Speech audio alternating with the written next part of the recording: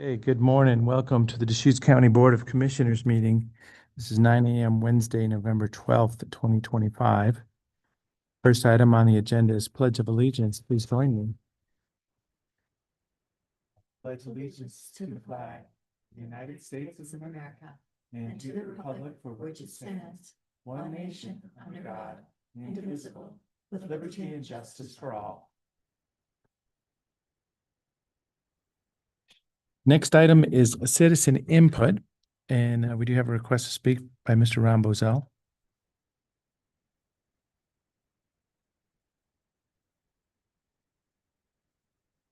Good morning.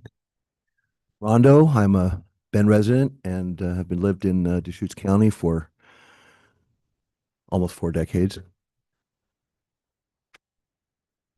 We had an exciting time yesterday at the Veterans Parade, and an event that was meant to honor our veterans, in some people's opinion, was confused by at least one individual that had messaging to accomplish. And so I want to have a continuing of a couple conversations that I had yesterday about what looks like an upside down American flag. Traditionally, through the history of our country, when maybe somebody in charge of a fort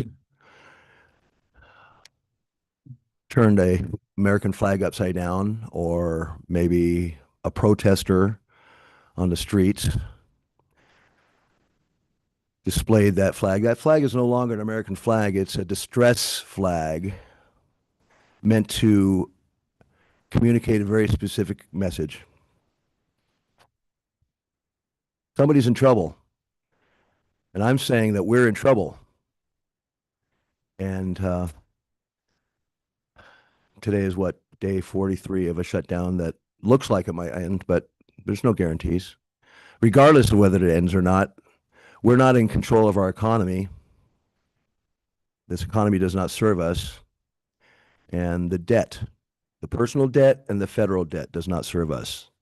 Free people cannot be in debt, and people in debt cannot be free. It's a fact. It's an economic fact. We know the manipulations that happen from being in debt. We see the relationships, the creditor-debtor relationships that are formed from the debt.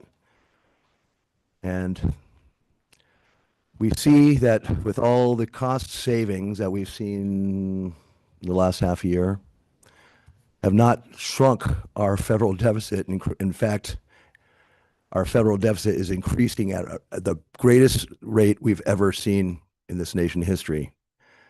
So I'm saying question that. I'm saying question authority.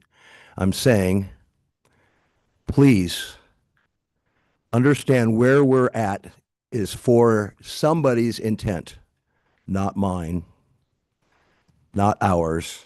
The reason why we have people struggling to get out of debt constantly, every day, struggling to survive, is because of inflation that is a direct result of usury and the direct result of war funding on credit. All these issues fall to us in this room from now on. Thank you for considering. Thank you. Rondo? Is there anyone else for citizen input? Is there anyone remote with the raise hand feature? Okay, at this time, commissioner announcements. Oh, There we go. okay. I do have an announcement. I know we're doing our discretionary grant funding today, but I just wanted to show this shirt. Last time we did grants, I did the Rascal Rodeo because this is the most amazing program. It's at 2 of our rodeos on Saturdays for IDD children and adults to come and get on a horse and what it does for them. Anyway, they actually put, with one other sponsor, Deschutes County's logo on the back of the t-shirt. That I believe there were about 50 kids there, and I just thought this thank you was really, I was not expecting it, but to see it, I was just there for the circuit finals on Saturday morning, and I just love to see the joy in people's eyes when they can get on a horse and feel that power and the love of that amazing 1,000-pound animal. So anyway, Rascal Rodeo. Thank you so much. They're not in our list today, but they really did go overboard in thanking us, I thought. I could do this. I'll cover this now instead of during other items. I have had, we all recall, discussions with Vic Russell and Vic Russell Construction about a land conveyance for mineral resources out in the Finley Butte area in Lapine, from a land conveyance from the federal government to the county, and then that land would be for sale from the county. So Vic Russell has been pursuing this, kind of a legislative action on this for a long time, and he reached out to me and said, "Well, what if we made this, a better deal for the people of the United States, and that the county traded to the federal government some property that they own, in exchange for receiving this, valuable piece of land for mineral reasons." I think that's a great idea. It's something that I would be willing to advocate to other members of our congressional delegation in Oregon to support, so that we could go to Congress with a bipartisan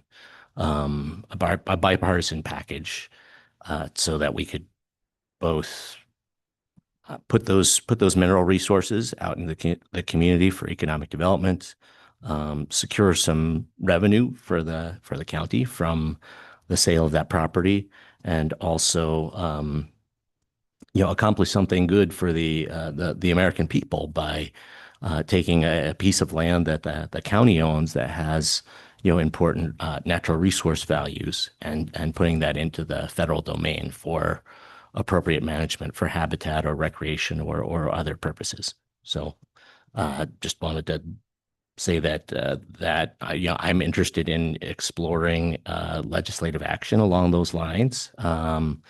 And if my fellow commissioners are supportive, then I would love to be able to direct county property management, county legal, to help us plan out how that would work.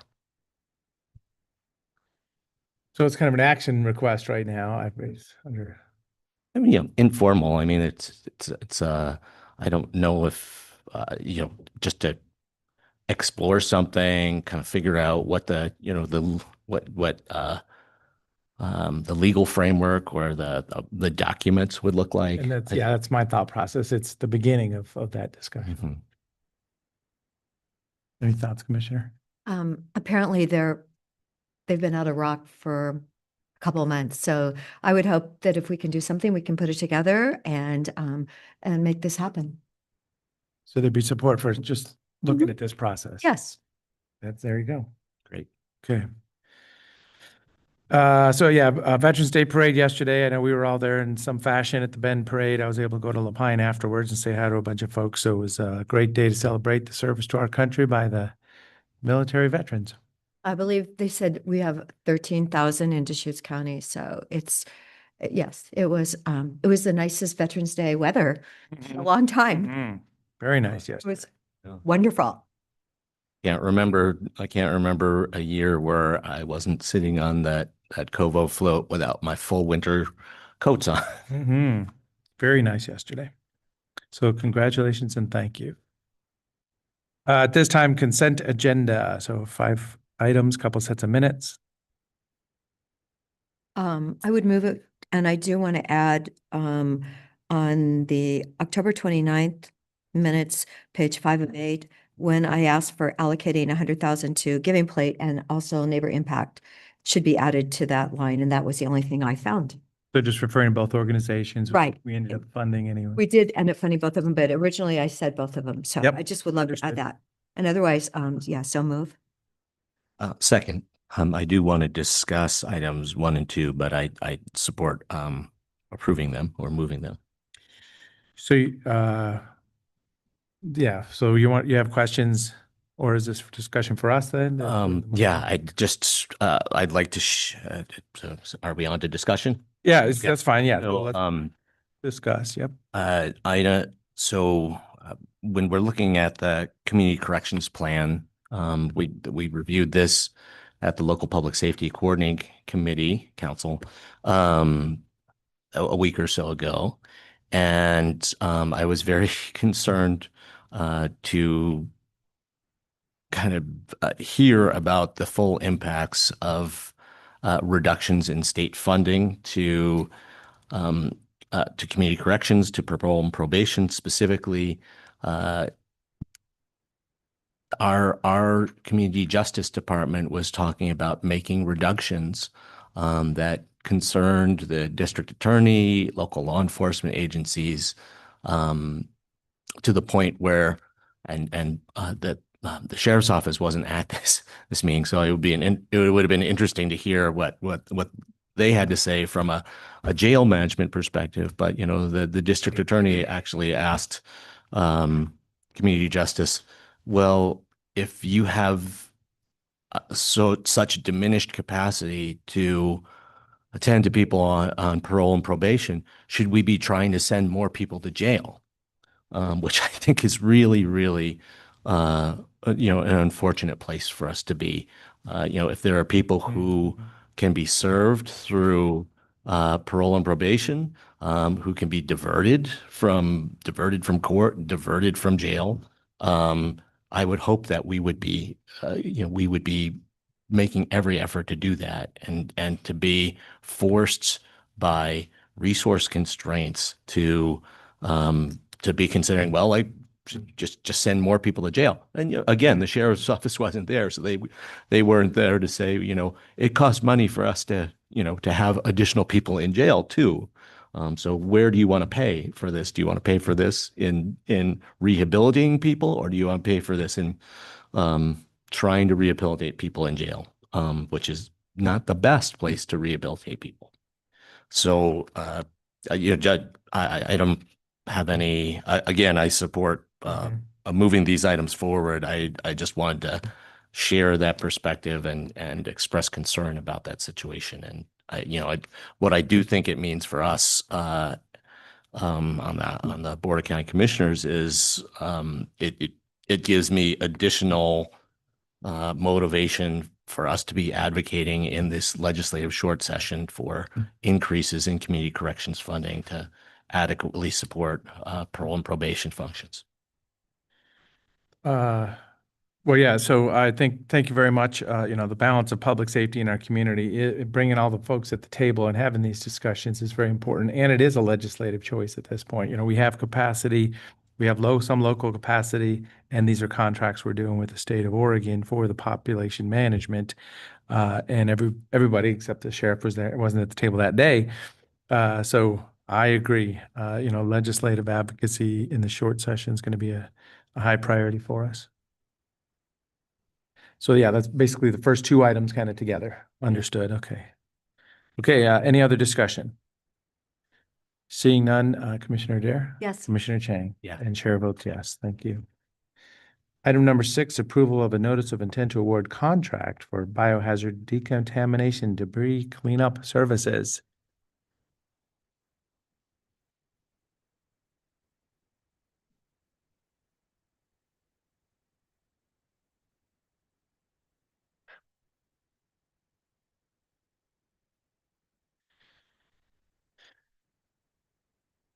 Good morning. Morning. So good morning, Commissioners. I'm Heather Haroff, Procurement Manager, and I'll let the other individuals here at the table go ahead and introduce themselves. Brian Dunning, Property Management. Governor, Administrative Manager, Community Development. And the item you have before you this morning is the notice of intent to award for a biohazard decontamination and debris cleanup on-call services. And I will never make a title that long again. It explains what it is. So we're looking to award this to JEX Incorporated, doing business as Central Oregon Biohazard Solutions. And this was solicited via an RFP process, and we had 5 proposals submitted, which was really good competition for this, so I was excited to see that. Just a quick bit of background for how we got here. In talking to a lot of county departments, I recognized that we had a need for this type of contract. Several of the departments had their own contracts in place, and so I reached out to Gage to see like what was the interest of doing a countywide collaboration for this, and I got pretty good response for that. So here we are. Several of the departments that I worked with are represented here today. I worked very closely on the scope of work with the highest potential department users, which include property management and community development, and then also facilities. And then I also reached out to other departments for them to be able to give input on the scope of work when we were pretty close to having a finalized document. Really, my goal is to leverage the county's buying power with the most efficient and cost-effective contract in place that would cover as much of the services that we could. The scope includes on-call services and scheduled services necessary to provide trauma scene cleanup, illegal dumping, waste management for foreclosure properties in the right-of-way, public right-of-way, and other biohazard remediation and sanitation of county-owned leased and controlled property to include fleet vehicles, equipment, and facilities. So as you can see, that's a large amount that we're asking for this contract. The value is based on estimated usage in talking to departments. And due to the on-call nature of this contract, no amount of work is guaranteed to the contractor. So departments will be restricted by the budgets that they have, or the amount that they have budgeted for this work. And with that, I'd like to open it up for any questions that you might have for me or the staff that we have represented today. What's the window of time for this? Or is this an ongoing contract, or what does that look like? It's for 1 year with the option to renew 2 additional years. So 1 year at a time options. Yep. And then, yeah, I can see that it would be budgeted by department. It'd just be the entity that would be on call for us. Yep. So we don't have to go through this each time also. Yeah, exactly. So does anybody know what we spent this last year, the last 12 months? For all those different departments, is that possible to pull that number together, Ryan? I don't have it for all of the additional departments, but for our department, I've broken it out in the last 3 years overall between Juniper Ridge and East Redmond. Fiscal year 26, we're looking at roughly 285. We're about 285,000 right now. Fiscal year 25, we're at 396. In 24, we were at just over 200,000. So it's increased a little bit, but if you can tell, in fiscal year 24, we did almost 0 in East Redmond. So we've added East Redmond's efforts. A lot of work has been done in the DSL property, the managed camp, and 21st Street. So you're seeing an increase overall the entire footprint. Just BioSolutions cleanup costs, fiscal year 26, we're looking at roughly 163,000. Fiscal year 25, we're roughly, let's see, 199. About just under 200,000, and then fiscal year 24, we were nominal. We're at 113,000. So again, we're starting to expand our footprint as far as cleanups go. We have significant amount of things to do in East Redmond, so you're seeing an increase, and that's why this contract is necessary. Also, not having to come back, but continuing the cleanup efforts and not having to go back and wait for a contract to be put in place and then continue cleanup efforts. We're just going to stay consistent. So this year to date, we've spent almost 300,000, and the year started July 1st, right? So you're telling me we've already spent 285,000? Yes. Okay. How much more did we think we're going to spend? It depends on the effort. So strategically, if you're looking strategically at East Redmond and, as we align our goals with the board to either continue to do efforts in East Redmond, specifically DSL, then we can come up with an occupancy count and a camp count of what's remaining. Right now, I could tell you that there was limited limited camps in South DSL because we split the property up into two pieces. There's only 5 camps left in South DSL. We're also continuing to remove vehicles. We're at approximately, we'll just be under 80 vehicles removed. And then going back into North DSL, there's a significant amount of camps that remain there. We are asking for voluntary move right now, and some folks are moving into the green zone. So we're able to clean up some of the garbage immediately. So it just depends on how we align with your goals. I know, and I saw where the managed camp in Redmond is now projected not to be available until what, the end of March? I think that's what the email Eric said. Yeah, substantial completion is planned for, I think, March 21st. And then Taylor Northwest has committed to try to, move it along quicker, but that's the contracted dates. Okay. Well, I want to, I don't know if excited is the right word, but I'm excited I'm glad we're doing this. It's unfortunate that there is so much need for biohazard cleanup across so many departments, across so much of the landscape of Deschutes County. But if that need exists, I think it's great for us to be procuring services in a systematic way instead of just a la carting over and over again. And I hope that accomplishes some, efficiencies, economies of scale, volume discount. I don't know, I don't know what else for us by working, working at this contract need in that way. This is a very business way to proceed with this, but as I say, I mean, let's acknowledge that this is another cost to taxpayers on top of the big window of managing long-term unsanctioned camping. So this is where we're at, but it's a real shame. We donate to nonprofits. We try to help people out. We have just a community expectation of doing good things out there, but this is another cost that's on top of everything else we're doing.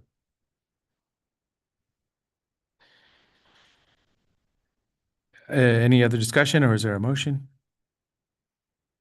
I'll move approval of document number 2025-1014, a notice of intent to award a contract for on-call biohazard decontamination and debris cleanup services. If you don't mind adding not to exceed the 700,000 per year in the motion, I think that would be good. Not to exceed 700,000 per year. Thank you. I'll second it.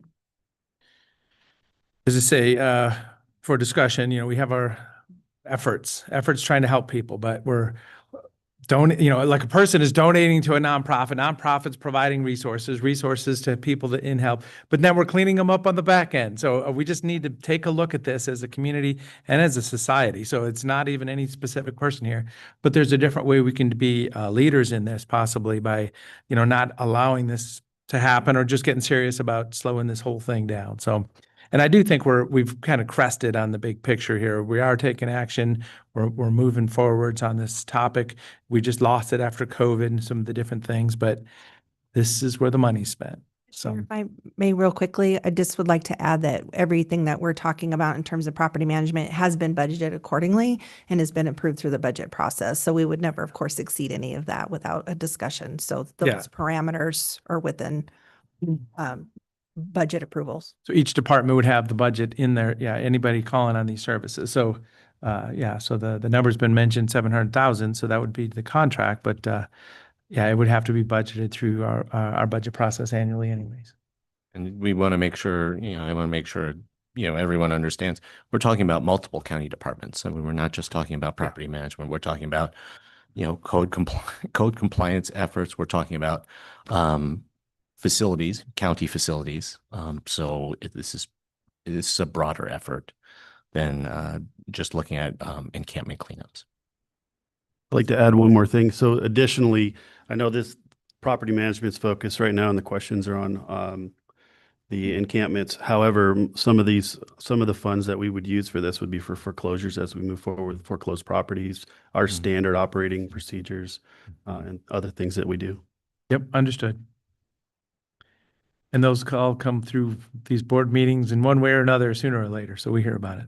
So Ryan, do you have a count number, time, any couple days from, our temporary managed camp with Red and with Bend? Do we have a count number there that you could share? So occupancy, we're 188 as of Ne- last week. Okay, 180. So we have gone down some. We have gone down. We were at the highest peak, I believe it was 234. Yep. We're down to 188. We're trying to be as efficient and strategic as possible with these funds. Okay, thank you so much.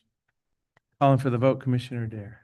I think Commissioner Chang, did you make? He made the motion. Made the Commissioner motion. Chang, you can start off. Yep. Calling for Yes. the vote. Yes, and then Commissioner Dare. Yes. And Chair votes yes also. Thank you. Thank you for that number, 188 then. Thank you. Thanks for what you're doing. Thank you. And Chair, I'll just say for the commissioners, this is exactly why we have a procurement manager. Work across the departments for the best services possible. Thank you. Little efficiencies there. Item number 7, Eastern Oregon solar siting rules, options.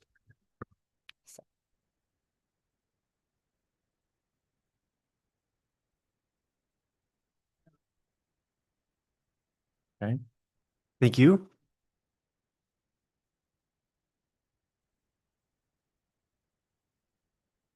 Presentation. Thank you so much. Sending you an electronic copy. Okay, yeah. Thank you, Tanya.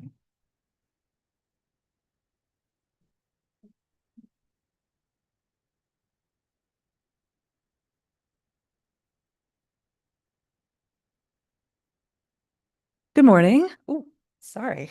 Good morning, everybody. For the record, my name is Tanya Saltzman. I'm a senior planner. And this is a continued discussion of Eastern Oregon solar options. I have a presentation, so I'm going to share my screen. Bear with me one moment, please.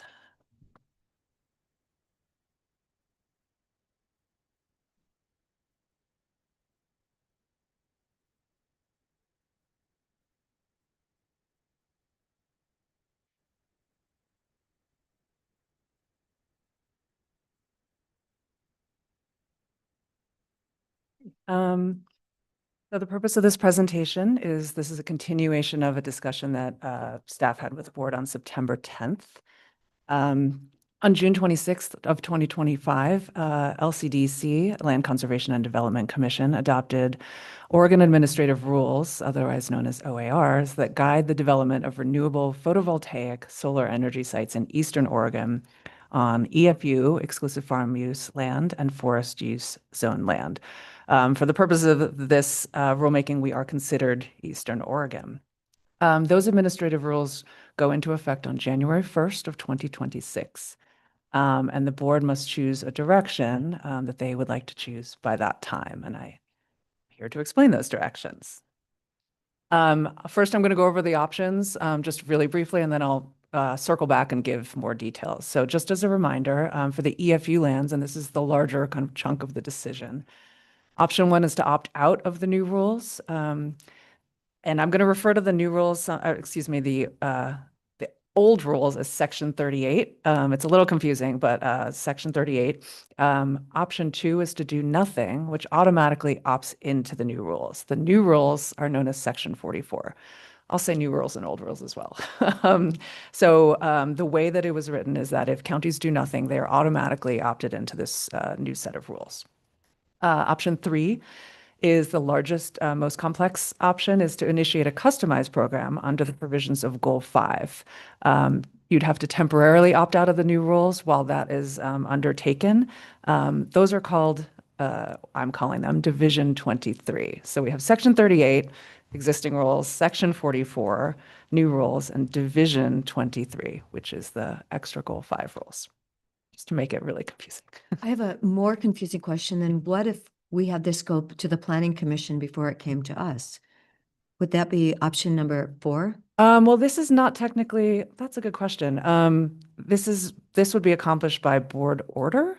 So I don't know if that's, I think it can go before the Planning Commission if so directed. But this is not the way we initiated this process, but I assume that's an option for us to do. Okay, well, I was just Yeah. wondering. Yeah, it's a little bit different than a kind of a land use decision that we normally do, but that could be something that we could do. Nick says yes. I mean, before we do that, and we can continue the presentation before we discuss this, but I think we do want to discuss how small a number of properties, of the larger scale this would affect. Because I mean, if basically there's barely any properties that this is affecting, then, I don't know if it's worth our planning commission's time to, spend a bunch of time on it. Understood. Well, I can go through kind of the universe of choices here, and then I can come back to those property numbers. I don't have those in this presentation. They were in the last one, so I just have to pull them up. But let me first give an overview of the options, and then the board can discuss that. So concerning EFU, and then concerning forest lands, the options are to continue with the existing rules for solar siting, or adopt the new rules, which would allow larger sites, and I'll explain that later. That would be probably a work program item, because it will involve a Goal 5 EC analysis of those forest lands, because there's a lot of wildlife area combining zone in there. And I will get back to that in a moment. First, I'm going to go over the EFU options. The board last time requested additional comparisons of options 1 and 2. In other words, sticking with the existing rules or going with the new rules. As we noodled around with this, we realized we consulted with DLCD, and our understanding of Section 44 of the new rules has changed a little bit. So this is a pivot a little bit with respect to local discretion. The new rules actually allow for the same amount of local discretion as the existing rules, and that was a different interpretation than we had initially. That was kind of the big difference. We've since gotten confirmation from DLCD that both sets of rules, the new and the existing, utilize the local conditional use criteria as well as the Goal 5 criteria. So those are the same, essentially. The main difference between these two, the existing rules and the new rules, is in order to allow the larger acreages in the new rules, so to unlock that set of new larger acreages, the applicant has to meet additional criteria that's set up in rule. These pertain to the eligible areas that they can even consider, which I talked about a little bit in the last presentation, and I'll go over again. Certain elements related to mitigation, so agricultural mitigation, things like community benefits. So there's a set of things that they have to comply with in their application that is set at the state level in order to be able to utilize these, in order to apply for this larger acreage. Anything, excuse me, anything bigger than that would be a goal exception. And the goal exception is kind of hard. Nobody really wants to pursue a goal exception. It's the kind of the last resort for the bigger things. It's certainly an option, but it is more cumbersome, certainly for the applicants as well as for staff. So here, there's a couple of tables here, and outlining kind of the way we are today, our options, and then the potential future options. These are also in the memo, and I'll summarize them now. So under the existing situation right now, there's the Section 38 rules. So that is a conditional use permit for up to 12 acres on high-value farmland, 20 acres on arable lands, and 320 acres on non-arable. Anything above that would require a goal exception. That's it. So, and this is where we all might want to get out our reading glasses, because it is a very large table, and I apologize. Now, they've inserted kind of two more options into that scale. So there's still the Section 38 rules with 12 acres, 20 acres, and 320 acres. Now there's the new Section 44 rules. So this allows for bigger potential projects, but they first must meet that state criteria for eligible areas. So the eligible areas, they remove things out of the equation, such as certain wildlife areas, irrigated land, urban reserves. There's a list of things that just cannot be considered. There's very specific requirements for calculating community benefits and agricultural mitigation.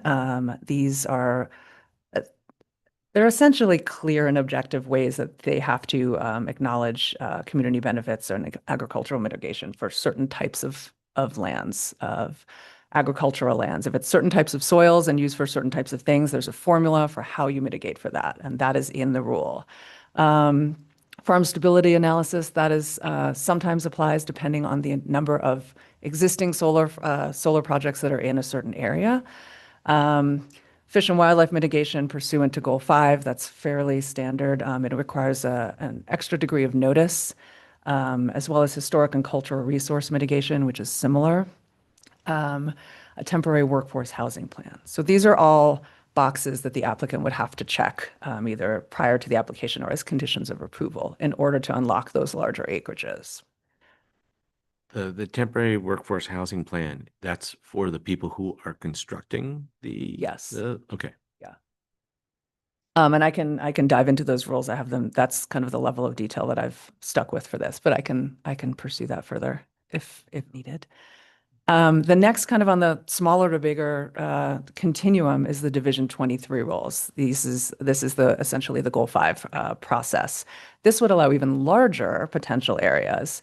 But the way to do that is for the county to go through essentially a public process to figure out which areas they want, which areas they don't. So essentially drawing a new, border. Hey, this is your solar area. These are allowable here. So that would be an extensive public process, not unlike the Goal 5 Mule Deer project. So figuring out the boundaries, having a public process to assess those. So that would be a significant undertaking. It would have to be prioritized on the division work plan, but that is kind of if the board is interested in the largest possible solar sites, that would be the way to do that. And anything bigger than those would still require a goal exception. So that is kind of the ultimate, the biggest option. Are there any questions on that chart or those options? And it's that Division 23 rules, larger potential sites that I believe we have very few sites that would even meet the size threshold. Yes. Yes. Yes. So when we talk about opting in or opting out, Section 38 rules are already in place. Opting out would be not implementing 44 or 23 Correct. So opting out means sticking with Section 38. only. And And then doing nothing is opting in. So doing nothing means Section 44. So those larger acreages and those criteria, those state criteria. And those, the mechanism for doing this is a board order, which should be in the. somebody could still come in for a conditional use for larger than Section 38. Under which scenario? If Deschutes County opted out, If Deschutes County opted out and somebody wanted to do something larger than, let's say, 20 acres on arable lands, that would be a goal exception. So that it's basically setting the ceiling for at what point you have to pursue a goal exception. So if the board is interested in making larger projects available to applicants without pursuing a goal exception, then no action / opting in would be the direction to go. If you're happy with kind of the way the parameters are right now and are not interested in larger projects unless they pursue a goal exception, then you would continue with the existing rules. It's a little confusing for me, at least. I hope I've made it fairly clear what the options are for the board. Those are the most complex set of options. Just a reminder to reiterate, the options are to opt out of the new rules, do nothing, which means opt in, or go with the Division 23 customized program. And I will note that you do have until the end of the year, so you still can, ponder this if you'd like, or you can make a decision today. It's up to you.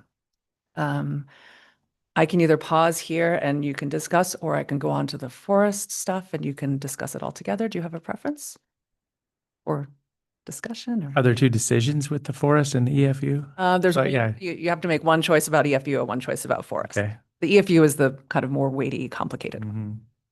So you're welcome to discuss that now, or I can just talk about the forest and then we can circle back. Well, just getting information out there. I think of, Eastern Oregon, Deschutes County's 79% publicly owned. We've got 20% land.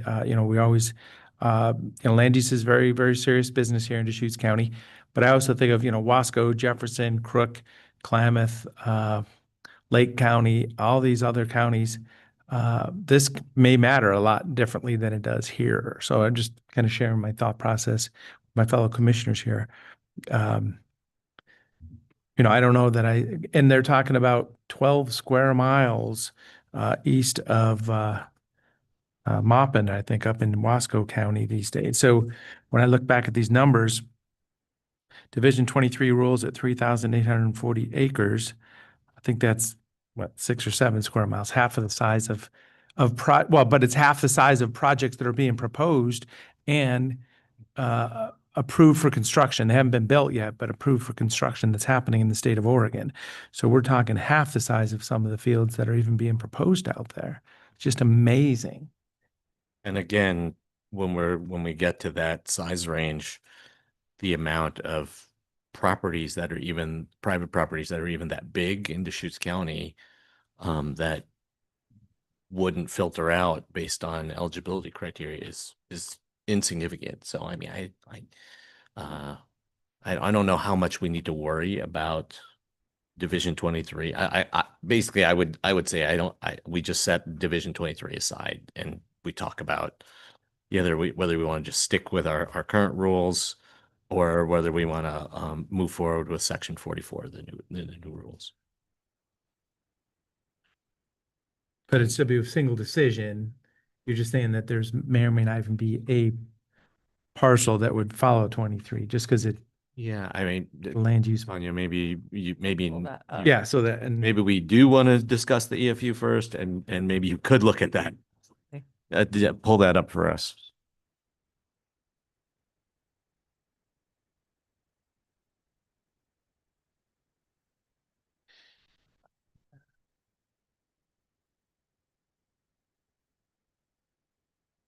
and there's a map in the packet and it talks about that's forest use. Forest. Yep, got it. Okay. I was trying to extrapolate what I wanted out of there, but it wasn't there. So, I mean, I'm pulling up the presentation from last time. Just some other information. Basically, the average size of, of the existing solar projects that have been approved is about 100 acres in the county, just for reference. So in an analysis of just properties, and this was an imperfect analysis that you might recall, we didn't have information on kind of irrigated land, so we couldn't yet take those out of the equation. But in terms of EFU property that is between 600 and 800 acres, there's 2. There's one that's over between 800 and 1,000 acres, and there's one that's over 1,000 acres. So we're talking 4 properties above 600 acres. We don't know, and those may be irrigated, we don't know, but that's kind of the universe we're talking about. So It's small. it's pretty unlikely that a property that big is all irrigated because Right.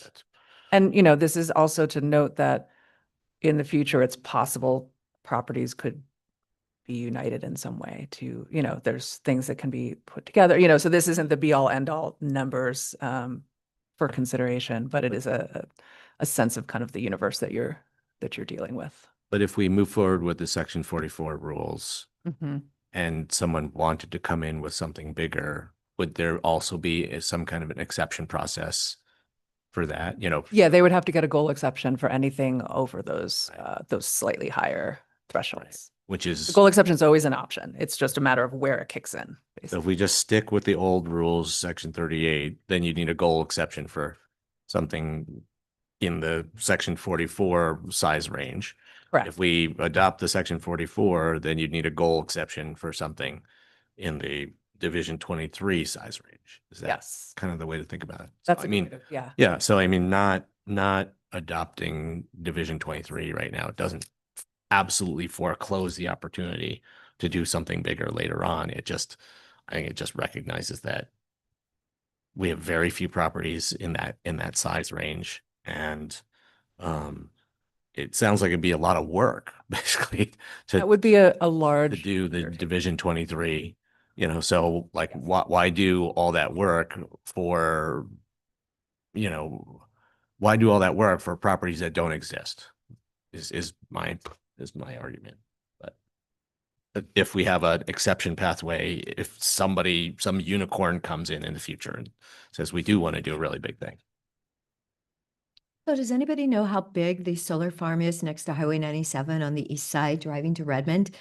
And I've always read that solar farms, is it like 100? And that I've always read that solar panels actually need to be dusted off. I know how my house is. My house, you can clean it and it needs to be dusted off like the next day. So because they're never watering those poor little bushes that they've planted, I can't imagine that they've ever actually cleaned off those panels. But isn't that part of what you're I mean, supposed to do? I have It rains once in a while. Yeah. My lights outside and I have to dust that, but. Yeah. Yeah, oh, yes, oh, the rain, that would help, wouldn't it? Rain, yeah. Yeah, but we only have, I believe, 11 inches annually of rain in Central Oregon.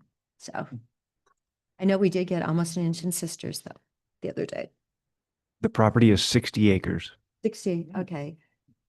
I mean, we're supposed to be a scenic area. Oh, maybe there's a separate property Multiple, yeah. next to it. Oh, you're right. There's another one. It's a couple of properties. I just clicked on So one. that one's 95 acres total?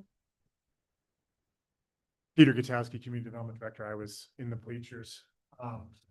Just to make the comment formally, yeah, the spreadsheet that I have, this was Saturn Power Corporation, 95 acres, 9.9 megawatts. It was approved in 2016. And that came in under our Section 38 rules. Yeah, all of the solar farms that are approved today have been approved through our existing process. You know, the largest solar farm that has been approved is 118 acres. When you average, we entitled 6, approved 5, you discount solar, Central Electric Co-op, theirs was 500,000 watts, but the other 4, basically, when you combine them, they average about 100 acres. We just, as we've mentioned in previous conversations, the Eastern Oregon solar siting is really written for the more rural, sparsely populated counties. Not to get ahead of this decision, but our land use patterns here are so different than our peers, east of us, So I think that explains what we've seen thus far. Not to say that, Mr. Shank point, there's always a possibility that the demand for solar, the ability to aggregate land, to cite a larger project is certainly possible, but Right. just look at the factors to date, especially with the energy facilities siting council, the types of projects that they're involved in along the Columbia Gorge as you work the ways. They're citing solar on hundreds and hundreds of acres and generating energy that pales in comparison to what we see. Yeah. And I mean, it is important to understand that what we've seen to date in Deschutes County was basically yesterday's solar industry. Today's solar industry, and this is a example project that isn't affected by these rules. Is today's solar industry wants to build a 3,000 acre solar farm, surrounding Juniper Preserve, right, on BLM lands. That is a project under active consideration right now. So in that industry, we are talking about industrial scale operators on that are just at a completely different scale than what we have seen in the past. And they are looking for 2,000, 3,000, 6,000, 8,000 acre sites out on the landscape. And not to say that, I would, by comparison, the business that did the 95 acre solar farm on Highway 97, that could be basically considered mom and pop in comparison to the kinds of operators that are out there right now. So, the future is very uncertain. tariffs on imported solar panels, elimination of federal producer tax credits for solar the solar energy industry. So those are certainly headwinds that exist right now. But I do think that in the future there will be solar industry operators who are looking for very large sites, and we need to be prepared for what might come in the door. So, because otherwise, I mean, if we just expected the same pattern to continue, 118 acres or smaller, then, our Section 838 rules work just fine, right? So, the question is, what might come our way, and what is actually possible in Deschutes County, and what kind of rules do we need to balance out, the need for energy generation, and also, the other values that might be impacted by, large scale solar farms.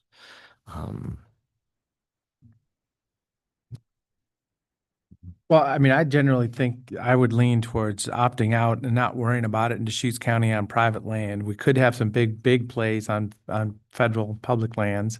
But for the privately owned parcels, I'm kind of concluding that Section 38 rules is appropriate for where we're at. I mean, And then, there are multiple entities who are expressing interest in our 500 plus acres out at the Fort Thompson property. I mean, do we want to just say like, nope, we don't want to even consider a land use pathway for a project like that? Or, do we want to leave the door open to discussions with those people? Because I mean, if we don't want to make a land use pathway for a project like that, then why are we even bothering talking to them?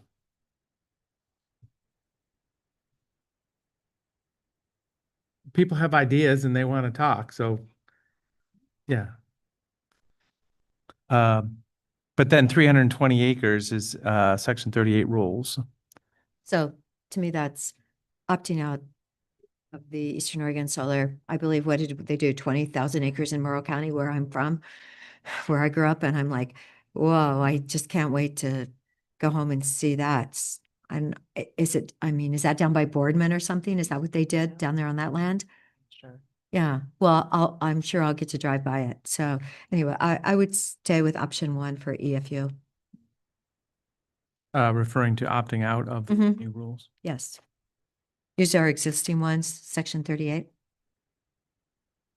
So that generally puts direction to that. So let's maybe talk So is that? forest lands now. decision? For I don't know if- for the record, my vote would be to proceed with the Section 44 rules to opt in. So in the solar industry, I always think that, having, square mile of solar panels is interesting, but it's only good during the day and good weather. So it's all about, batteries or, flattening the duck curve, which is the kind of the term in the industry. So these facilities, somewhere along the line, when you have storage and distribution also. So, I mean, I do kind of think of the big picture here. Well, the really big picture is that, we have gone from an era where we had abundant, cheap power in the Pacific Northwest to a moment where we are incredibly constrained on electricity supplies. And that is producing all kinds of efforts to build massive new transmission projects, across the eastern part of the state and through the Central Oregon region. And it is generating a lot of interest in large scale solar, wind, geothermal, and other projects. And I think we are not at a point, for our economy, for our community, so that we don't have to have rolling blackouts in 5 years from now. I think it's incumbent on us to do what we can to facilitate in all of the above new electricity generation effort. And, we don't have massive coal deposits or massive natural gas deposits under the state of Oregon. What we have is land where you can put solar farms, land where you can capture, strong winds. I think that the Newberry geothermal, enhanced geothermal system opportunity is very promising. But, if we are entering this incredibly electricity constrained time, we need to do everything we can to, ensure the resiliency of our local economy. So that's why I would encourage us to consider adopting the Section 44 rules. I will, if I may note that, in this kind of slightly revised interpretation, because both options are subject to a conditional use permit, the county could impose conditions of approval. So if there's concerns about wildfire or compatibility, other types of things, that's a tool that's available to both options. So, they'd both go through the same public process, and have, even though there's these kind of state level requirements that, are non-optional, there are ways to kind of shape approvals beyond that for both options. Yeah. And that was kind of a differing interpretation from our original interpretation. Right. Yeah, that's what actually made me feel comfortable with the Section 44 rules. I mean, to be able to have those local conditional use criteria, to be able to say, this site, it's not a good fit. It makes me much more comfortable with moving forward with the Section 44. I mean, I could go, Commissioner Dare started off with, putting the planning commission possibly in here, but I mean, there's the three of us sitting up here with kind of a big decision. We have multiple utility providers, electricity and other forms of energy, plus the developers that want to have access to this. So, I mean, it's almost eerily quiet to make such a big decision is kind of what I'm thinking here. Because we could talk to people all day about this, and then it becomes, what is good for the community to make sure we have access to the energy we want. I think of the technology advancements for, on-site solar too. Obviously not a large building. A large building's not going to be able to cover its total cost, but a single-family home sure can cover very much the most of their power, even with battery backups on site. So there's a huge opportunities out there for all kinds of things. I'm just pointing out that, the three of us, this is a big choice if we want to. I mean, that also said that if there were specific applications, that is when there would be kind of the typical public process where the public can weigh in, and we'd have that process. So, Yeah. But yeah. And we don't have applications in front of us, it's kind of a. Yeah. Well, I think the fact that nobody has showed up to give comment on this topic is a reflection of the interest in projects of the scales that we're talking about at the current moment. I mean, there's just we're not we don't have the folks in Wasco County beating down our door for an 8,000 acre solar farm.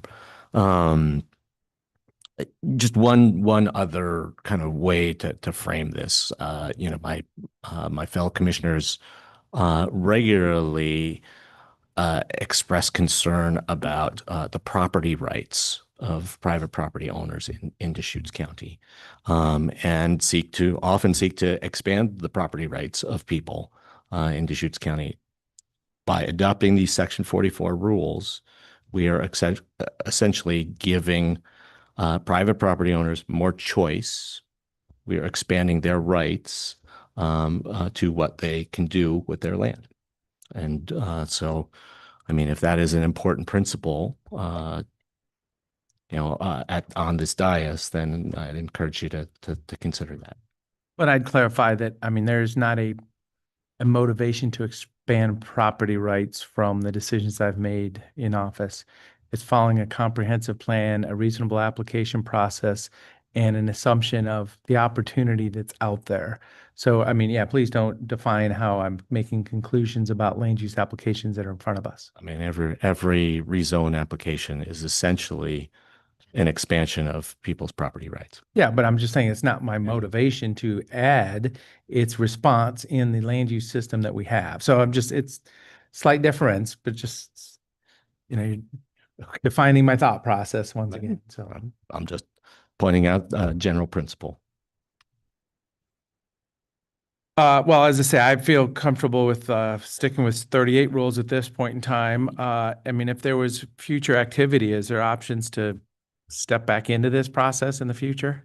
Could be. So if the board decided to opt out now, and they could in the future decide to opt in and change that. However, I will say that if it went the other way, it could be a little messier because you'd be opting into these opportunities, and then if you then decided to opt out, that's removing, that might become A lot harder to do. sorry. A lot harder to do then? Well, it Oh, would okay. be subject to a Measure 56 notice, probably Mhm, mhm. be taking away a use. But both directions are possible. 100. Understood. Okay. Yeah. Well, as I say, in the next few years, it'll be interesting to see if these, large super sites start to become viable and feasible. And then also, the storage to balance out the load. I mean, the nighttime load with daytime solar panels is the conundrum, I think.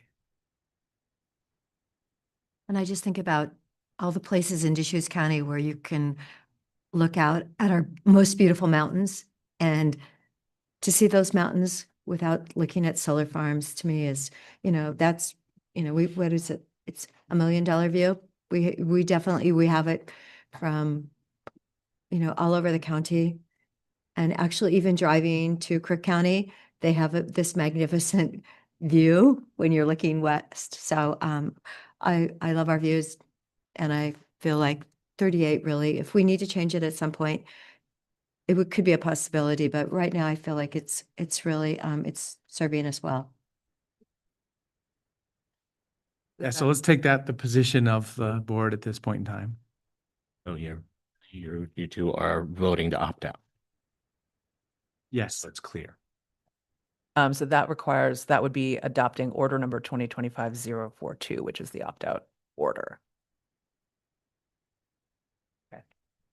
Thank you for that. So now I'll go back to Forest, if that's okay. I'm going to reshare my screen if I can figure it out.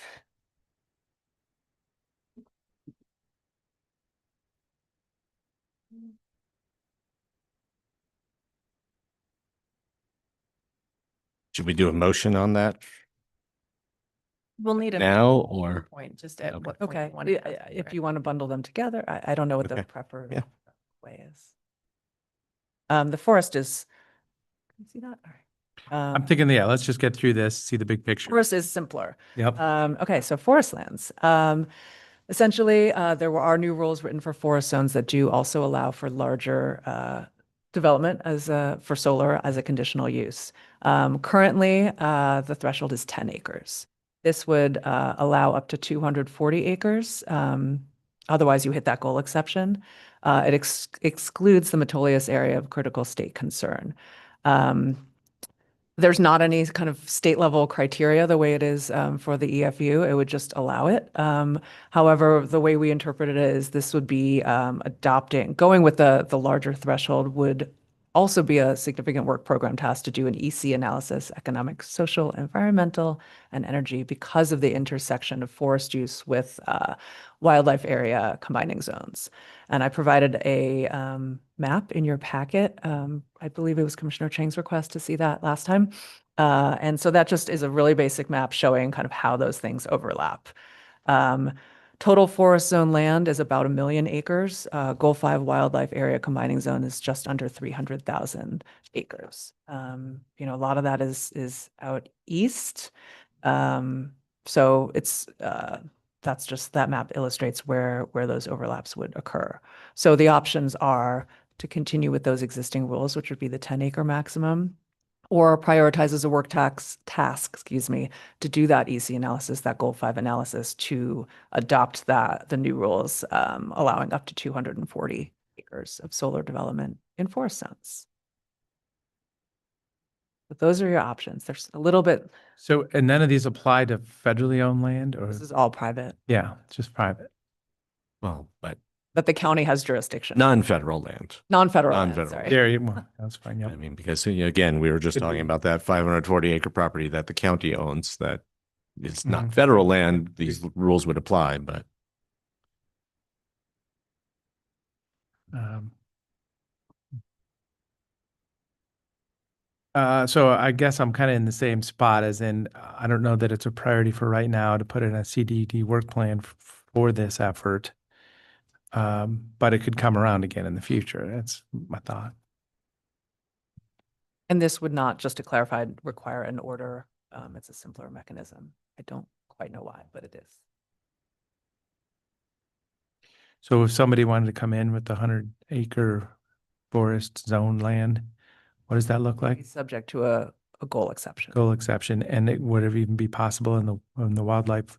combined That zone? would probably require, depending on where it is, they'd have to do an EC analysis. So weighing the benefits of, solar versus the deer or the elk or whoever's. But it's whoever- possible to have that discussion. I mean, it may be Yes. hard to get approved, but it's not a hard stop. It's not a hard stop, is my understanding. and kind of again, past conditions are not a total predictor of future conditions, but we don't have any of these right now. There are no solar installations in the forest zone. Right. And I mean, I'd like, not that I study this in detail, but my impression is that there's not a whole lot of appetite in the solar industry to go cut down forests in Eastern Oregon when you've got, millions of acres of sagebrush. Probably not. I think Lands, maybe range there's lands. Cases where things are zoned forest, but they're not super foresty, in other locations. To be That's very super technical. foresty. Like There you go. Good job, Tanya. But you know what I mean? It's not the Deschutes County type of forest lands, things, as we know, when things were initially zoned, they were done kind of very broad. So it's possible there are forest lands in other locations that are more suitable to solar development. Right. Well, given the substantial workload this would place on CDD and the likely minimum demand for to put in applications like this, I'm comfortable just sticking with our current rules. Option 1. Okay. Okay, well, good discussions on this topic. As I say, there's a lot of layers to this, but basically, as I say, for myself, concluding to opting out of the sightings rules seems to be an appropriate place to be now. If this comes around again, somebody's really got the great whiz bang opportunity of the lifetime that they need this in place, so we can have that discussion. So I believe that would require now an official. Yep. Okay. I move we, an order, supporting an order opting out of Eastern Oregon solar siting rules pursuant to House Bill 3409. And it's order number 2025-042. And from our discussion, I will second it. Is there anything else? Seeing none, Commissioner Adair, Yes. Commissioner Chen, No. and Chair will vote yes. Great, there we go. Done before the end of the year, as it was mentioned Yeah. here. Did it. Thank you.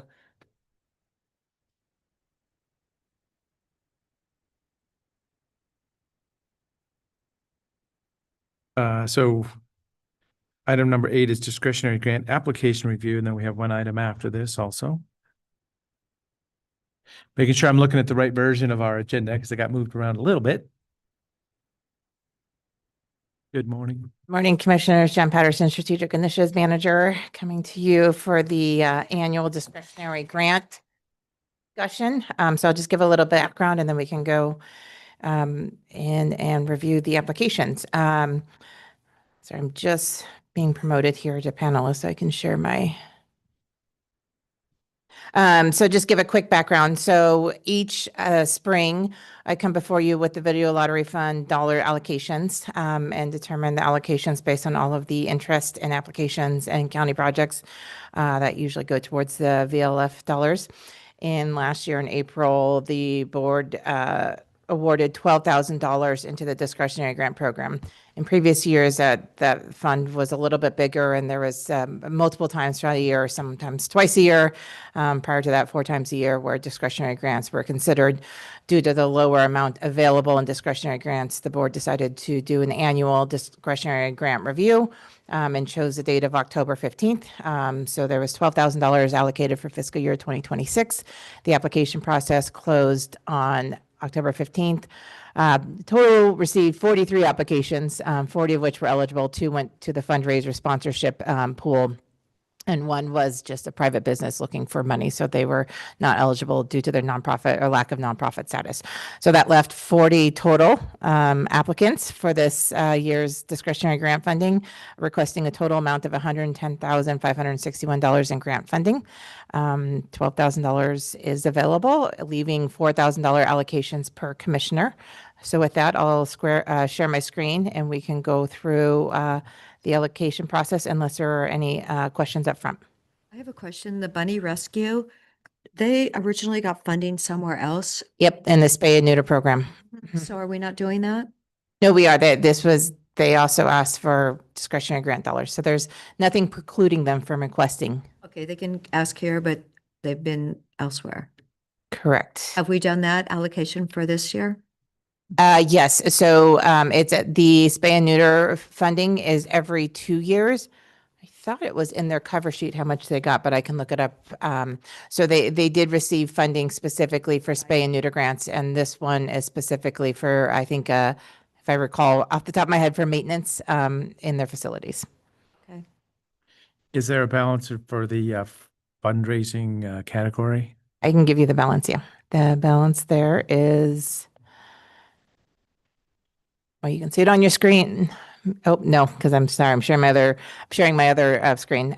So it's 4,900 remaining after there was 2 recent, I think, November 3rd, I think I went before you with 2 recent fundraising requests for Fanraiser 2026. $1,000 was allocated towards them, and then $1,500 for Hospice of Redmond for their Festival of Trees fundraiser, leaving a total allocation of $5,100 to date to the fundraising sponsorship, and a remaining balance of $4,900 for the fiscal year of 2026. So we're really not going to do that. We can't do the spay and neuter every year then? So the spay and neuter is based off of the dollars that are brought in through the dog licensing program. So there have been several conversations brought before the board over the last several years. Previously, the county was matching the funds. Yep, and it was about 60%. If I don't have those numbers in front of me, but it was about 60 to 60% of matching funds from the county from the dog licensing fees, and there's just not that pool of funding to match anymore. And so to build up the fund off of the dog licensing fees, it went to an every 2-year program for the spay and neuter grant program. And we, I think I came before you, jogging my memory here, but late spring, early summer, though, I think I went before you. We did it. So. Yeah,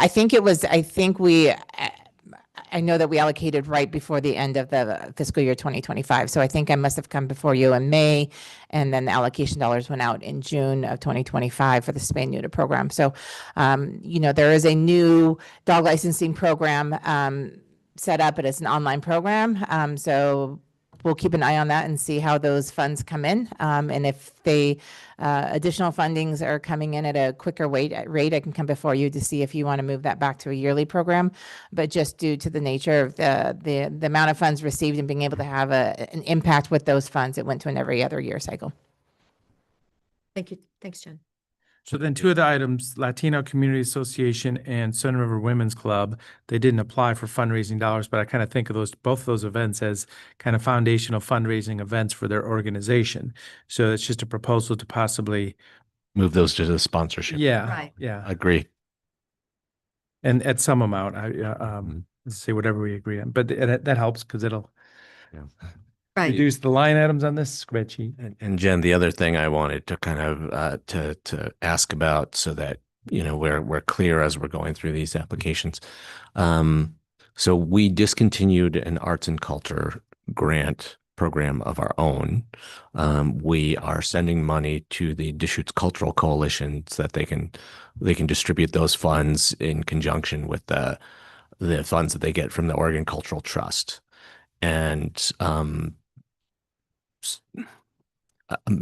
you know, maybe a third of these applications, I think actually should be directed towards that pot instead.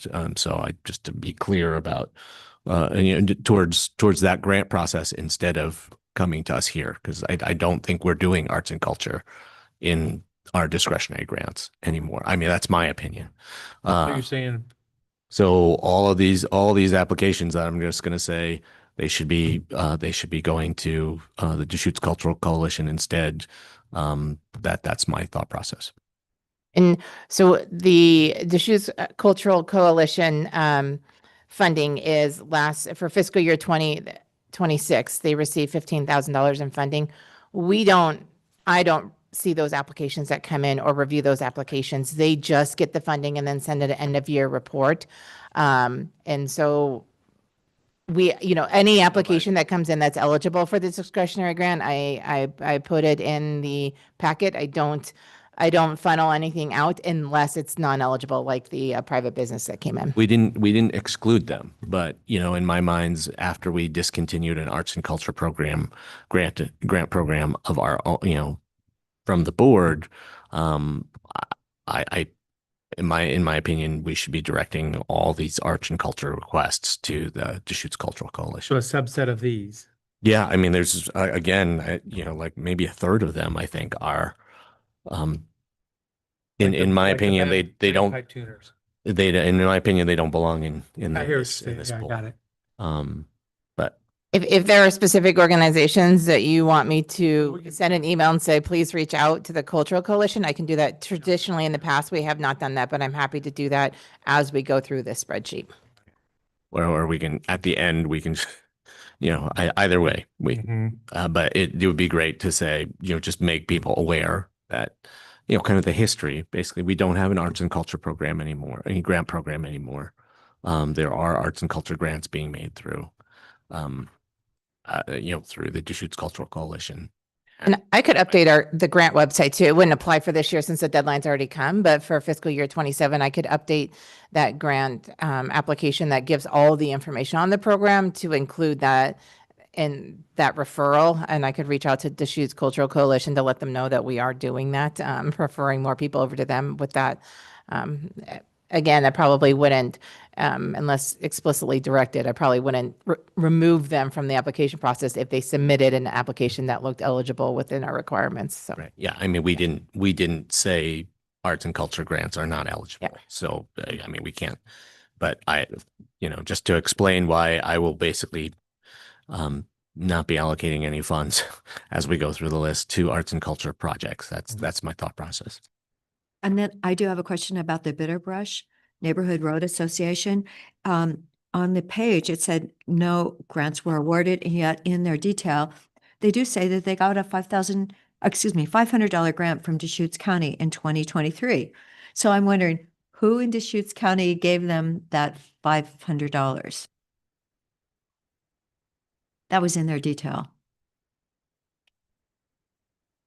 Where, I'm sorry, in their application or in their? In their application, it says previous grant funding detail, and they said that they did receive a $500 grant from Deschutes County in July of 2023.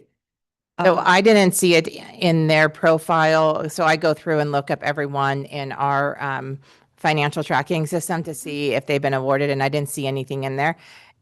It's possible that they received it from the fuels mitigation, but it wasn't showing up in their if I recall correctly, again, I went through That's what I 43. was trying to figure out, okay, Yeah. where did they That get was, money that was my from? best guess, Yeah. that they got some kind of, And it could be that it's not, that hasn't, maybe they've been awarded, but they haven't received it yet, so they're not in our vendor program. I could go back and look that up, but I remember looking them up because it was an unusual name and an unusual organization. Yes. And they had not received funds that I had seen. I can look quickly while we're talking, but I mean, I would just, they put it into their portfolio. So I was like, okay, I wonder where that came from.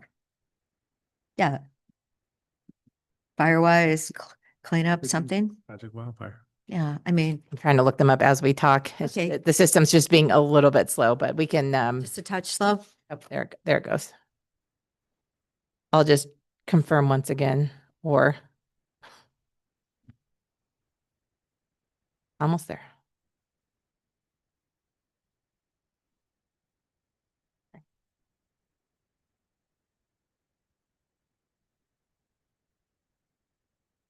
Like doing the Jeopardy theme song, do, do, do, do, while we wait. Mm-hmm. No pressure. Consider-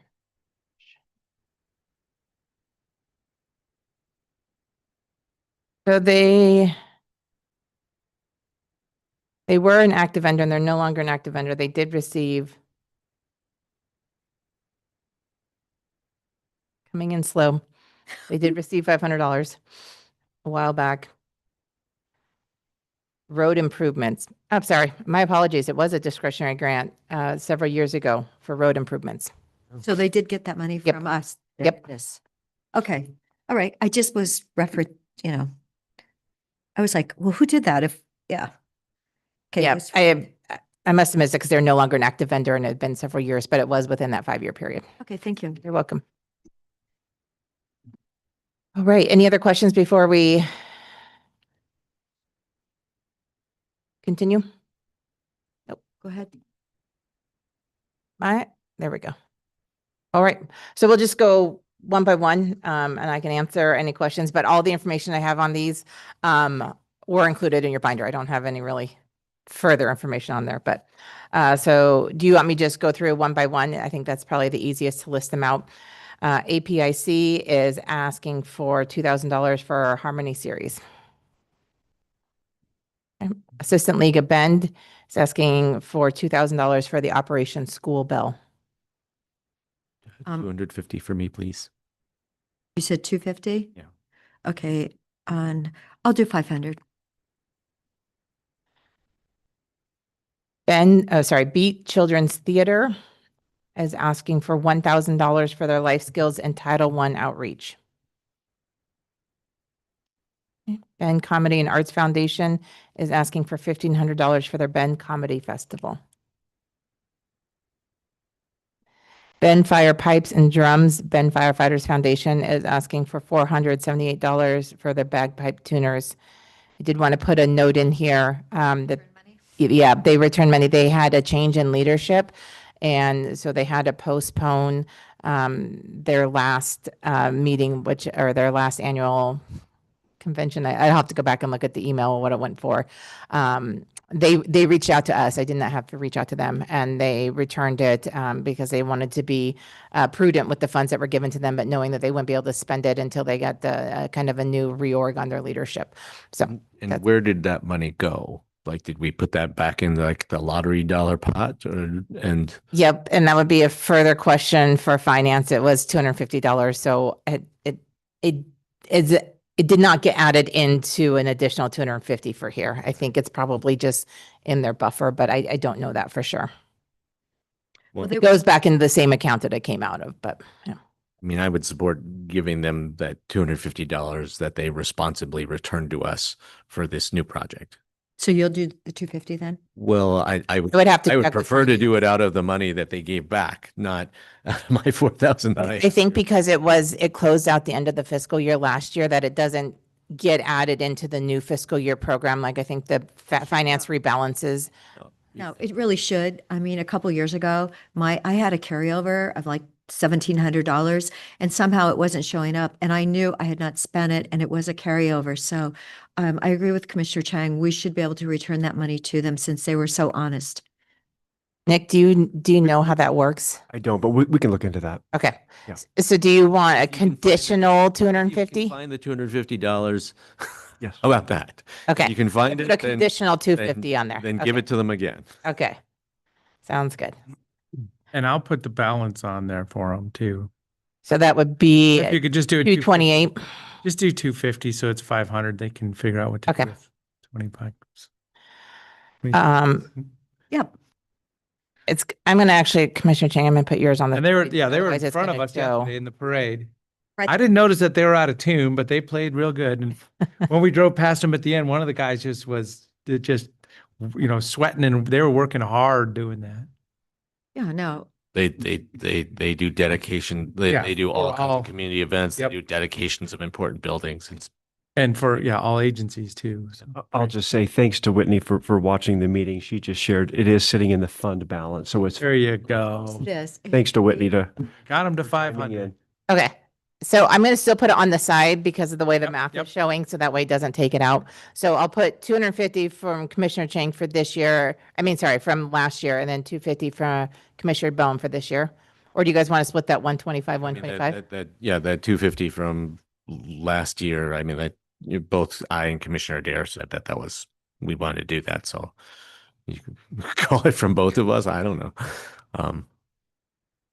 Okay, so I can do, so right now it's taking It's not taking 250 away out of from either Commissioner of our Bone's. 4,000. Or I could do 125, 125, or no, we're good. Okay, great. So Commissioner Chang and Adair had the idea to take it out of last year's funds, and Commissioner DeBona is going to give Yes. 250 Do to it this year's. Somewhere. Okay, great. Ben Lapine Education Foundation Spring 2026 Classroom Enrichments for 2,500. Ben Next Foundation Leadership Bend for 1,500. 500. 250 for me, please. And then we have Bitter Brush Neighborhood Road Association for road improvement and maintenance over $2,000 request. Board House Society, a community skate project for $10,000. Boys and Girls Club, a Bend, the scholarships for club youth. Request was for $5,000. 500 for me, please. 250. And I'll do 250.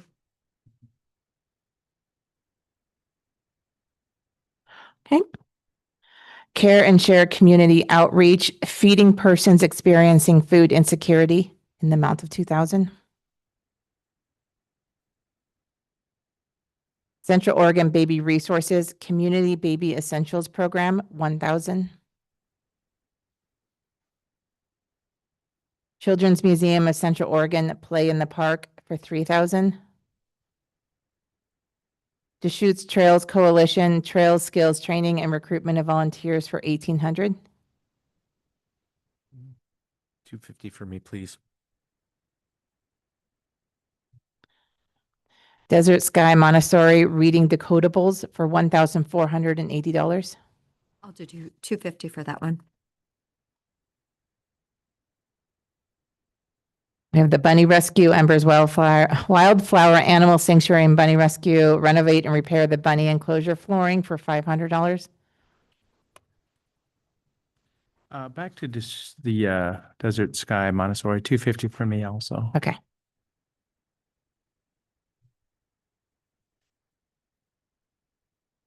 Embrace Bend Welcome Week.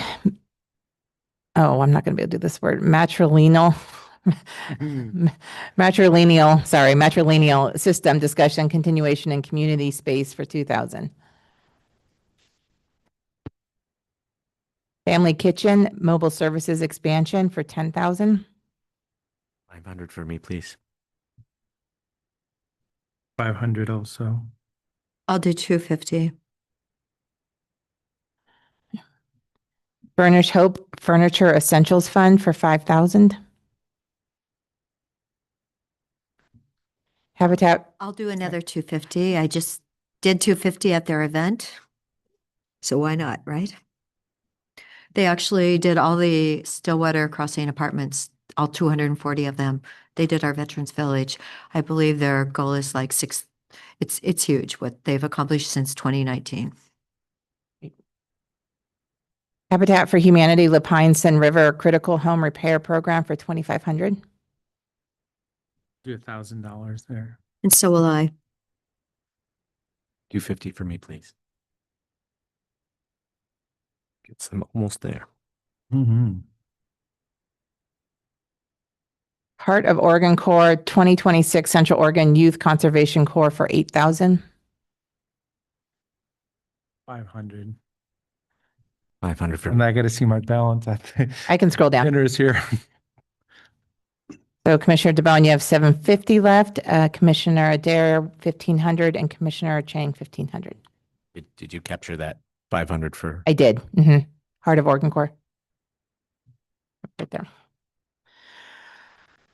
High Desert Chamber Music, HDCM Educational Outreach Program for 2,000. High Desert Food and Farm Alliance, Veggie RX, a fresh produce prescription program for 5,000. 500 for me, please. 250. Ignite Empowerment Foundation, Business Builders of Central Oregon. 2,000, sorry. Latino Community Association Empowering Families Luncheon for 2,500. I think there was well, that. I just wanted to come back to that. Do you want to, you could right now allocate funds for the fundraising if you'd like to for that one. We could bump that to the sponsorship column, and I would suggest 1,000. 1,000. I support that. That's fine.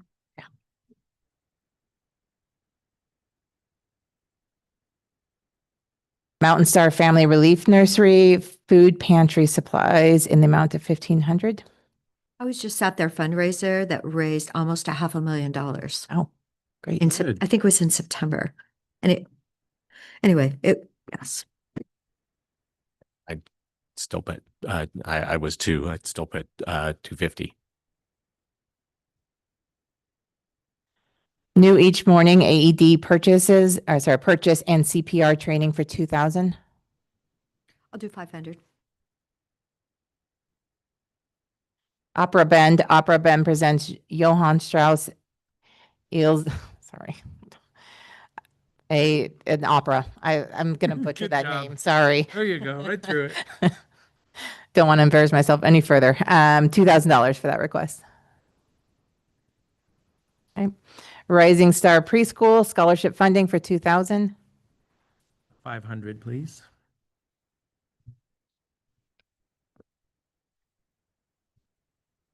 And now you can see your balances on the Yep. bottom. Okay. Scale House Collaborative for the Arts, Seeds of Abundance Agricultural Education Art Exhibition for 2,000. School of Ranch Student Intern Program for $600. I'll do 250. Sisters Outdoor Quilt Show, their Volunteer Excellence Initiative for 2,000. I'll do 250. Sisters Trail Alliance, Sisters Nature Trail Safety and Wayfinding Signage for 1,200. Solve Pick It Up Bend for 2,000. Southern Deschutes Volleyball Association, it's for their South County girls age 12 to 17, requesting $500. Okay, and I think this is the other one that you thought moved to fundraising, which was the Sun River Women's Club for the Sun River Art Fair. Their initial request is 2,000, so there should be 3,900 left in that fundraising request fund for the fiscal year. $1,000 again? Could we do 1,000? Oh, yeah.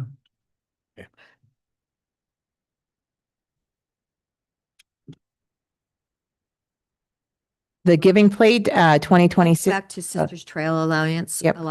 I can do 250 for that one. The Giving Plate 2026 Hunger Relief in Central Oregon for 5,000. We just give them 35,000. Yeah. So they're good, maybe. I'm sure they could use more, but since we did just give them 35,000, I feel good passing. United Way of Central Oregon Community Access to Resources and Essential Supplies Mobile Laundry Truck, 7,500. 500, please.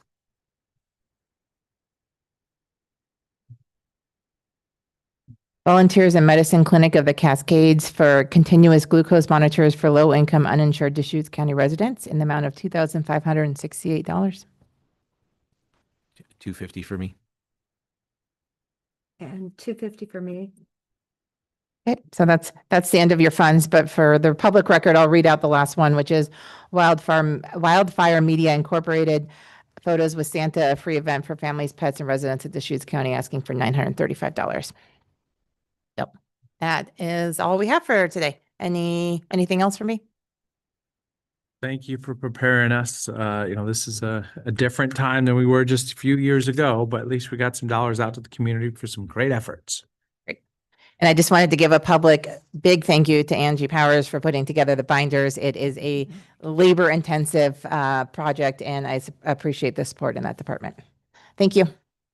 Angie, did you hear that? Thank you very much. Thank you.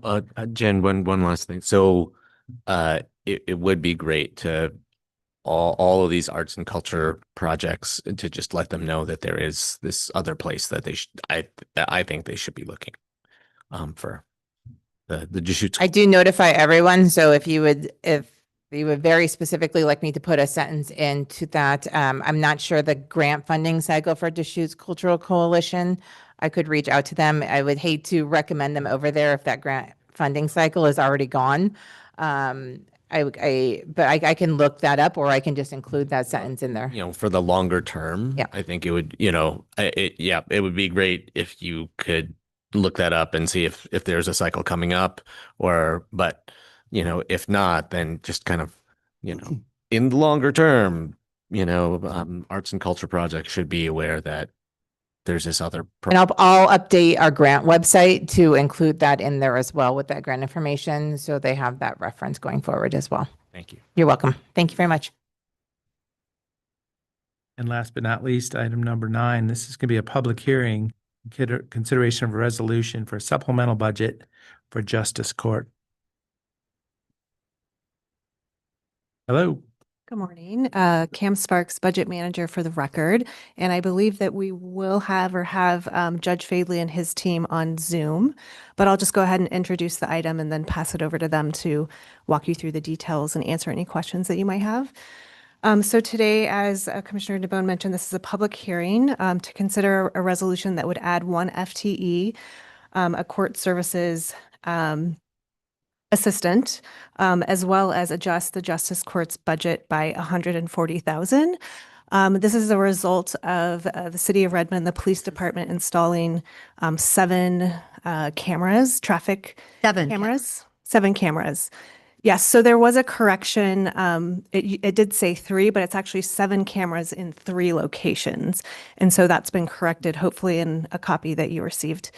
I just wonder which one wasn't not to be used. So I don't know, but do we have them online?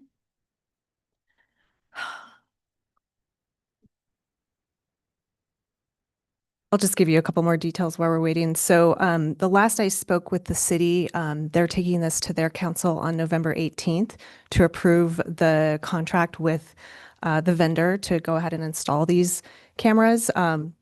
They plan to go live with a 30-day warning period in February. So they would start issuing warnings in February, but they wouldn't actually issue citations until March. And so the Justice Court is expecting to have to start processing these citations in March. I worked closely with City Finance on their analysis, and they're anticipating with information that they received from the vendor and some survey data that it could generate about 1,000 citations per month. But of that, only 760 are paid. But out of that 760, we would anticipate about 50,000 per month that would come to the county. The county would receive that portion of that revenue. And that's actually Or the Justice Court. correct. And to support that additional FTE, and there's additional costs such as security, translation, additional time for the judge. But we're anticipating there's plenty of revenue that will be generated to cover those costs. It looks like we have Annie on the line. Annie, do you know if the judge has joined yet? I know he was in a trial, so I'm not sure if he's out yet.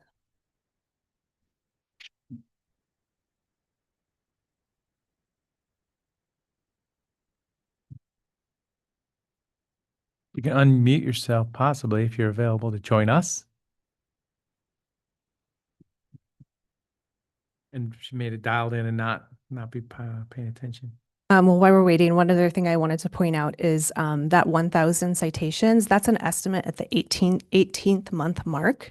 And that's kind of like after drivers have learned where the cameras are. So we're actually anticipating even higher citations in the beginning of that first 18 months. But 1,000 is kind of where the analysis indicated it would settle out once drivers, learned, which is what the point of this is, right? They want people to learn and to not get those citations in those areas. So a red light means a red light where you're supposed to stop instead of sneak through at the last moment. Right. Okay. Can you guys hear me now? Yes. This is Annie. Yay, hello. Hi, Annie. And then Chuck is over here by me, so I can throw my headphones back and forth if you need me to, so that's not a problem. Well, thank you for joining us. Yeah, we were just introduced to the topic here, and we are going to hold a public hearing on the matter. But if there's any other introductory statements, we just had a kind of review of the financial expectations of this situation. Is there anything else you want to add at this time?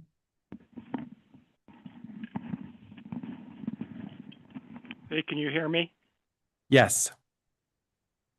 Okay, I've got my different sized clerk's headphones on.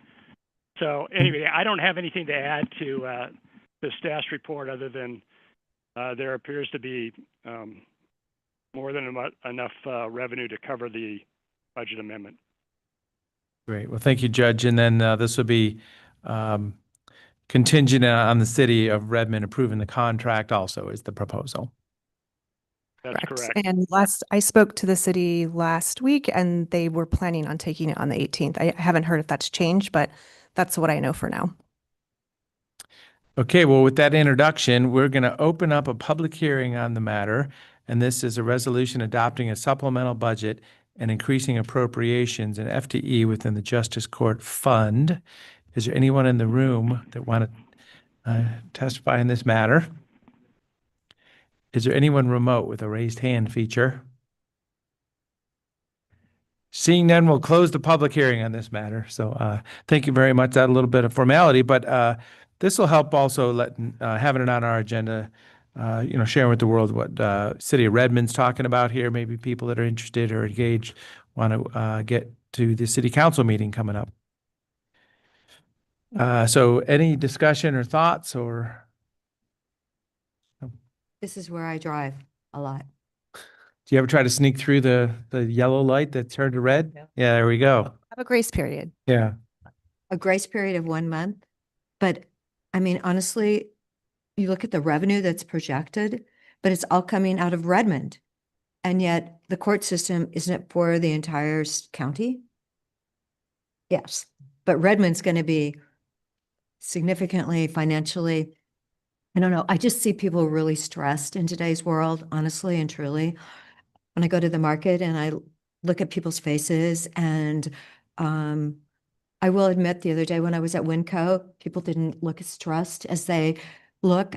When I picked up something Sunday and I put it in my cart and then I got to the checkout and it was like 3 ounces less than it normally had been. And yet the price was still $6.49. And I thought, no, I'm not buying that again. But I just see stress in our community and adding these cameras. I know it's going to help fund the system, but you guys, people honestly are pretty stressed right now. I mean, if you see the number that 60% of Oregonians cannot afford a $400 emergency, and yet we're going to be giving traffic tickets like crazy to them. I mean, I know people need to drive safer. I know it's really important not to run lights, but I'm just saying, I just feel that people are pretty stressed right now. And the last thing you're going to want to do is get a $300, well, how much is the bill going to be when you go through a yellow light and you should? Well, that's just one scenario that I think this might help. No, but I meant, how much is that bill going to be? And a lot of people that maybe should be slowing down, it's going to put them over the edge, honestly.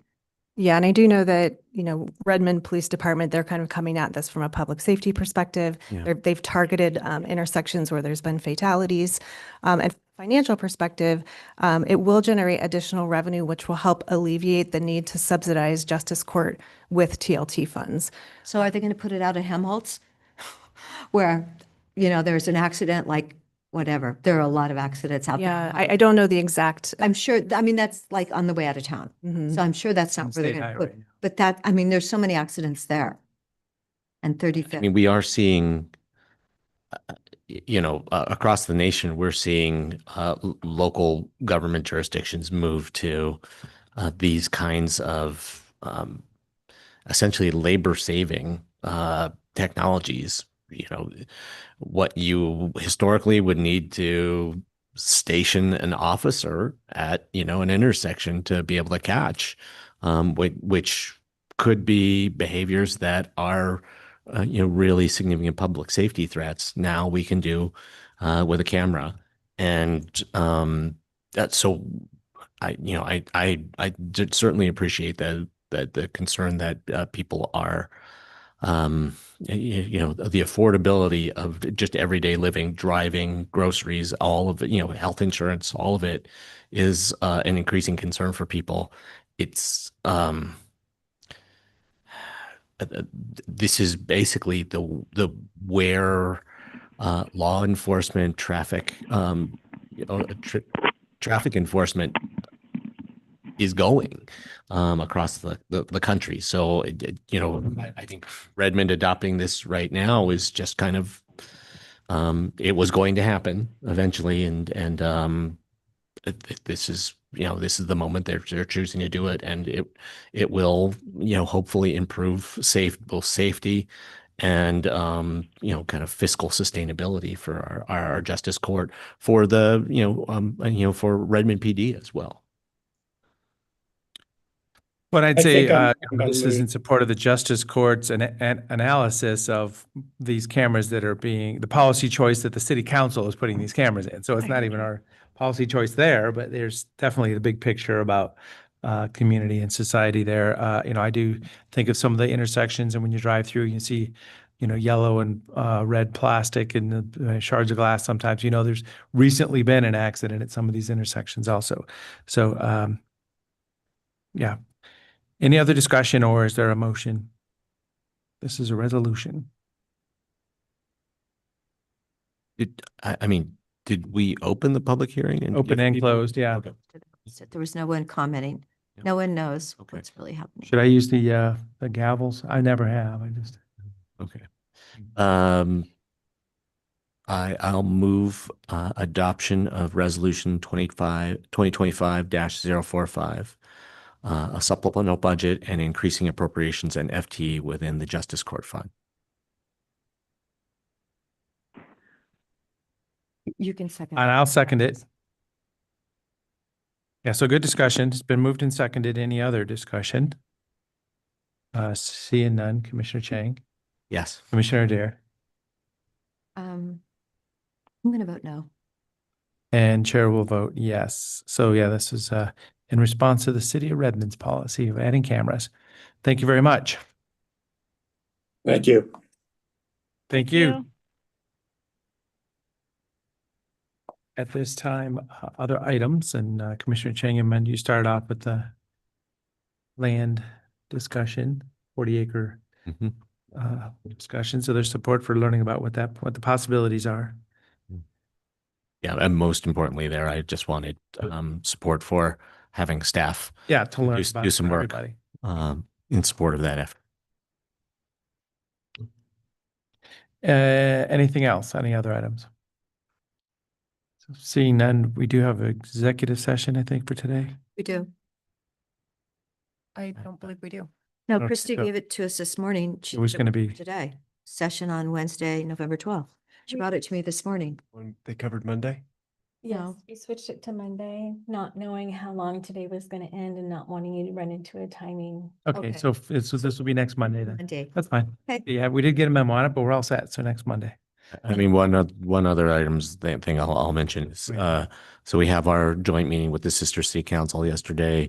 That was rescheduled kind of over time that I was supposed to be at my Oregon Transportation Commission meeting. Our agenda at the OTC for tomorrow was shrunk like by at least an hour.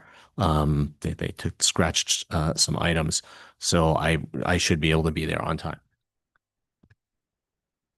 So that's tomorrow evening. Yeah. 6 o'clock. Is it 6? Yep. Joint meeting with the City of Sisters at their facility. Okay, is there anything else? Seeing none, meeting adjourned. Thank you.